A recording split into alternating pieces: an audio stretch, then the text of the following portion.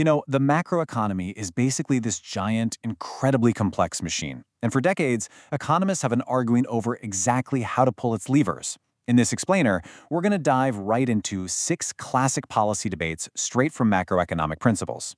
Now, our goal here isn't to take sides or tell you who's right. Instead, we want to give you a solid understanding of how tweaking just one dial can ripple through the whole system.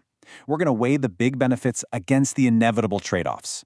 So here's what we're looking at today: active versus passive policy, spending versus tax cuts, rules versus discretion, the zero inflation target, balanced budgets, and finally, tax reform for saving. Let's get right into it. Kicking things off with Module 1, Active Policy versus Natural Recovery. The fundamental question we have to ask here is this: when a recession hits, should policymakers jump in and actively try to stabilize the economy? Or should they just step back and let the economy's natural restorative powers fix things over time? Well, advocates for active intervention argue that we should lean against the wind. Think about it. A recession is just a massive waste of resources. You've got idle factories, unemployed workers, and all this lost potential. From this side of the debate, active monetary and fiscal policy can step in, boost aggregate demand, and actually ease that human suffering. But on the flip side, the counterargument warns us about policy lags. It takes a lot of time for a new law to pass and actually impact the real world, right? By the time the fix kicks in, the underlying economy might have already shifted, so trying to fix it could inadvertently destabilize things even more. It really echoes that old medical rule: first, do no harm. But, hey, it's not all up to manual tinkering. We actually have this brilliant built-in safety protocol called automatic stabilizers. Basically, even if policymakers do absolutely nothing, mechanisms like the tax system automatically kick in to stimulate demand.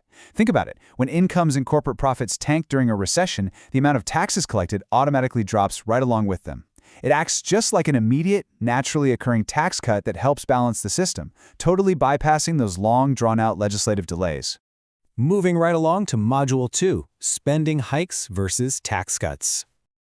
Okay, so let's say a severe downturn forces our hand and policymakers decide they absolutely have to step in. They face a really tough choice on how to apply that stimulus. Do we inject money directly into the economy through government spending hikes, or do we lower taxes for everyday citizens and businesses? The big factor here is the Keynesian multiplier effect. Basically, how does one single dollar of intervention ripple and cascade through the whole system? Back in 2009, economists in the Obama administration ran a simulation on this. They estimated that direct government spending has a historically larger multiplier. Their models showed that every dollar of government spending generated $1.59 in GDP. On the other hand, a dollar of tax cuts only generated about 99 cents in GDP. Why? Because households might just choose to tuck some of that tax cut away into savings rather than spending it right away. But it's a much more nuanced picture when you zoom out. The pro-spending camp loves that larger bang for the buck and immediate demand. But the pro-tax cut side argues that tax cuts do way more than just boost spending. They fundamentally alter basic household and business incentives. Lower taxes mean more disposable income, which can spur vital, long-term business investment. Plus, the counter-argument points out a major catch. Direct government spending requires government borrowing, which is basically just a guarantee of future taxes. If consumers anticipate those future tax hikes, they might just cut back on their spending today, which totally neutralizes the government's efforts in the first place. All right, shifting gears to Module 3, policy rules versus discretion. So, moving from fiscal policy over to monetary policy, we have to ask, should a central bank, like the Federal Reserve, be locked into a strict mathematical rule, or should they be allowed to use their own discretion when managing the money supply? The folks arguing against discretion point out some pretty massive systemic risks. If you give central bankers total, unchecked flexibility, it opens the door to potential incompetence, or worse, abuse of power. It can even create what we call political business cycles, where the economy gets intentionally pumped up with cheap money right before an election just to help the incumbents. And then there's the biggest issue: time inconsistency. This is when a central bank announces, say, that they want low inflation to keep public expectations down, but then quietly break that promise to boost employment in the short term. Once businesses and workers realize the bank is bluffing, they stop believing them altogether, which makes future policies way less effective. To fix that, you could use a strict rule, like literally mandating that the money supply grows at exactly 3% a year, no exceptions. That prevents abuse and guarantees time consistency, because everyone knows exactly what the bank will do. But the advocates for discretion point out a huge, glaring vulnerability with strict rules: a total lack of flexibility. You literally cannot program a static rule to handle sudden, out-of-nowhere shocks like a global pandemic or the 2008 financial crisis. Discretion gives policymakers the essential flexibility they need to rapidly navigate those unpredictable anomalies and step in before a total systemic collapse. Okay, let's jump into Module 4, the Zero Inflation Target. To really grasp the debate over whether a central bank should aim for exactly zero inflation, we have to talk about the heavy cost of lowering inflation in the first place. Economists call this the sacrifice ratio. See, lowering inflation almost always means tightening the money supply, and that directly leads to a temporary period of high unemployment and lower economic output. A typical widely accepted estimate for this sacrifice ratio is 5. What does that actually mean? It means that a full 5% of a country's annual economic output has to be completely lost in the transition for every single 1 percentage point drop in the inflation rate. Let's put that into perspective with some quick math. If a nation's inflation is sitting at 4% and policymakers want to crush it down to a perfect zero, they have to reduce it by 4 points. Multiply that 4 by our sacrifice ratio of 5, and that equals a staggering 20% loss of a single year's output. I mean, that is a massive, massive reduction in goods, services, and jobs, all just to achieve perfect price stability. So, the million-dollar question, is that massive cost actually worth it? The pro-zero side says absolutely. They argue that while the transition is painful, that pain is temporary, but the benefits of perfect price stability last forever. It wipes out all those arbitrary wealth redistributions and shoe leather costs tied to changing prices.